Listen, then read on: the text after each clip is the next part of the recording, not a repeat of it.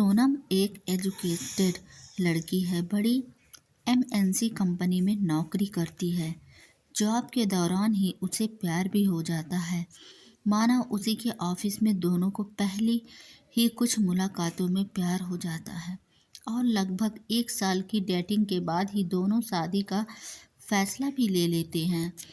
दोनों के परिवार को इस शादी से कोई परेशानी नहीं थी। दोनों अच्छा कमाते थे और अच्छी नौकरी करते थे और एक ही शहर में भी हैं। सोनम और मानव की शादी हो जाती है।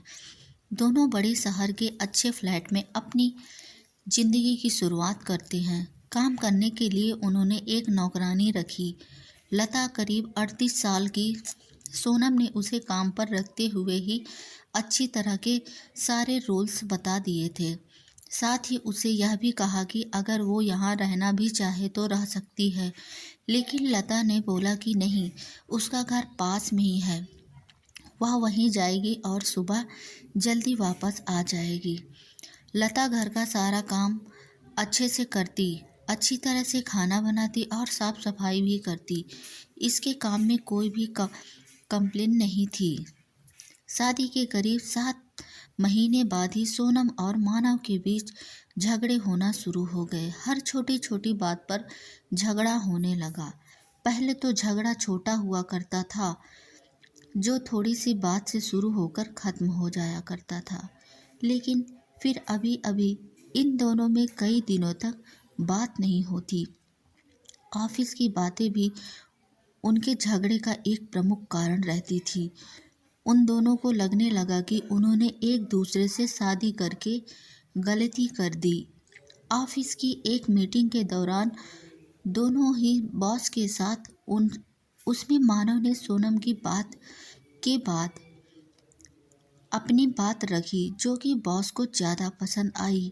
इस बात से सोनम को बहुत गुस्सा आया और वो बात हमेशा की तरह इस बार भी उनके घर पर पहुंची। सोनम ने इस बात को लेकर मानव को बहुत कुछ सुनाया और साथ ही उसने नौकरी छोड़ने और तलाक की बात भी की।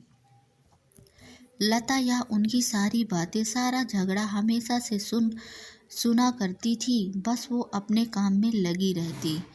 जब खाना बन जाता तो वो दोनों को कहती। ज़्यादातर वो लोग अलग अलग बैठकर ही खाते थे।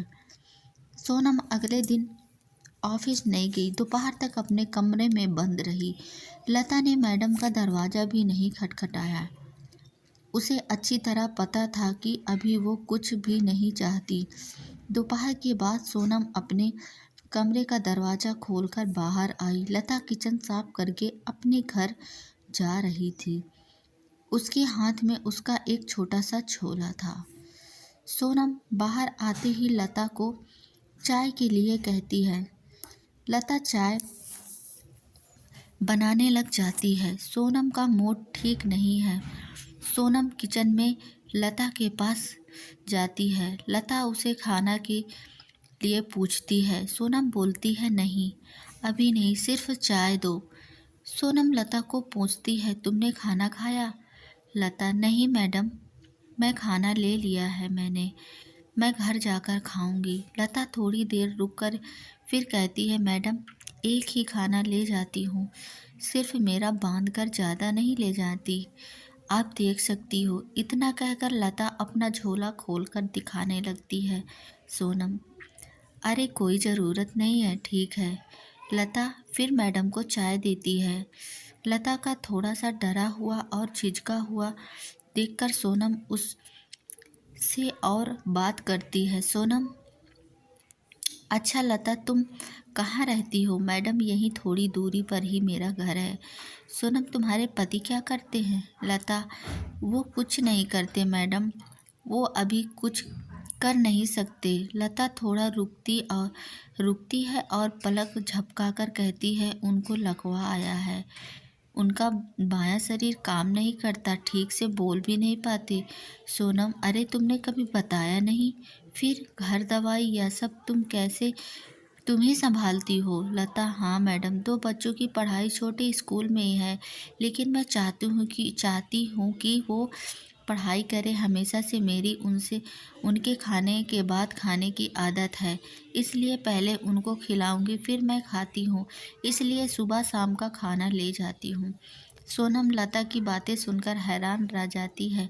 उसे पता नहीं था कि लता इतनी साहसी और कभी भी उस उसने अपने चेहरे या काम में यह लगने नहीं दिया। लता फिर कहती है, मैडम मैं आपसे कुछ कहना चाहती हूँ, आप बुरा ना माने तो। सोनम ने तुरंत ही जवाब दिया, हाँ कहो ना प्लीज़। मैडम, अभी हमारे पास जो होता है हमें उसकी कद्र नहीं होती है। समय कैसे बदल जाता है पता भी नहीं चलता। अब मैं सिर्फ चाहती हूँ कि मेरे पति ठीक हो जाएं। अभी यह मेहनत मैं मुझे कुछ परेशानी नहीं है, लेकिन अभी मेरी सिर्फ एक ही इच्छा है कि बस वो ठीक हो जाएं, मुझसे फिर वैसे ही बात करें, वैसे ही अपने पैरों पर ठीक से चल सके, बच्चों को गले लगा सके, बाकी कुछ भी नहीं चाहती। लता अपनी बात ठीक से समझा नहीं पा रही थी, लेकिन सोनम समझ रही थी कि वो क्या कहना चाहती है। उसकी बातों को सुनकर सोनम को रोना आ गया। उसने लता का हाथ पकड़ा और कहा कि कभी भी तुम्हें लगे कि कुछ ज़रूरत है तो बेझिझक मुझसे बोलना। लता ने हाँ में सर हिलाया। कभी कभी जो बड़े लोग हमें नहीं सिखा सकते वो ज़िंदगी सिखा देती है। सोनम की आंखों पर लगा पर्दा जैसे हट गया। उसे समझ आया कि उसके पास भगवान का दिया हुआ सब कुछ है। पल भर ही जैसे उसकी सारी नाराज़गी गुस्सा न जाने कहाँ चला गया। जिस पति का वो मुंह भी नहीं देखना चाहती थी, अब उसके आने का इंतजार करने लगी। शाम जैसे तैसे आई। दरवाज़ा पर जैसे ही बेल बजी वो दौड़ कर गई और दरवाज़ा खोला। सामने मानव को देखकर रोते हुए उसके गले लग गई और सॉरी बोला। मानव को कुछ समझ नहीं आया, लेकिन उसने भी सोनम को सॉरी बोला। लता की बात सुनकर सोनम को एक बहुत बड़ा झटका लगा। उसे ज़िंदगी कैसी जीनी है, उसे यह समझ में आ गया था कि एक बिना पति के बेसहारा औरत इधर से उधर दर-बदर भटक रही है और मैं पति होने के बावजूद भी अपने पति की कद्र नहीं कर रही हूँ। लता ने उसे ऐसे समझा दिया कि वह अपने आप जीवन जीना और अपने पति को पति मानना स्वीकार कर लिया।